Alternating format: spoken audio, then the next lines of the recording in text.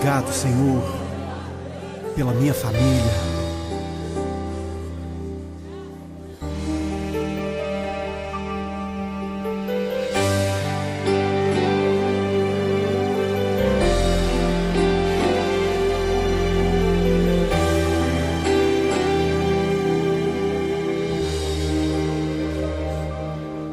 Te agradeço pela minha família e por tua presença no meu lar. Te agradeço pelo pão de cada dia que o Senhor nunca deixou faltar. Te agradeço pela nossa harmonia. Só em Ti, Senhor, podemos confiar. Já te agradeço pelas Tuas maravilhas e os milagres que ainda há de operar.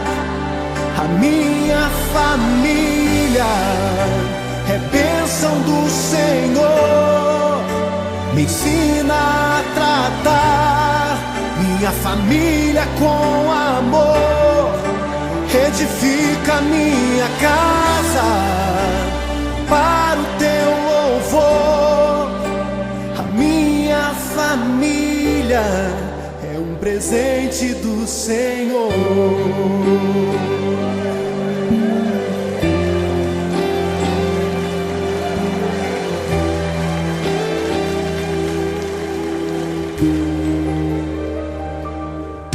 Te agradeço pela minha família e por Tua presença no meu lar. Te agradeço pelo pão de cada dia que o Senhor nunca deixou faltar.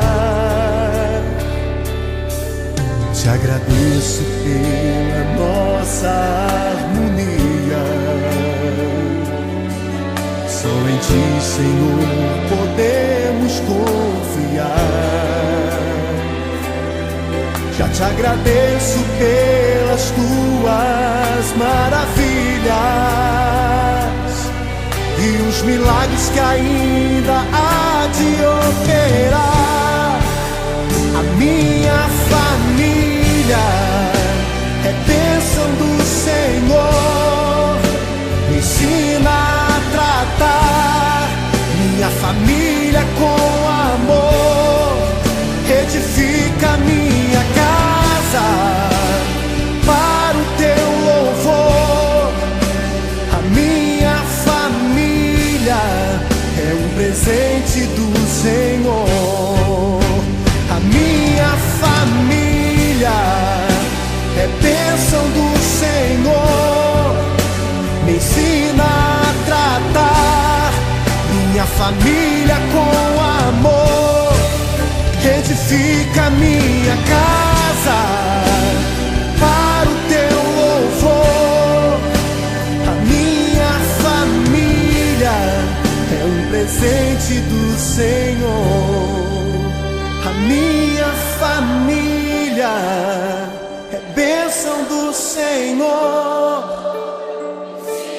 Eu convido você a dar um abraço nessa pessoa que você tanto ama.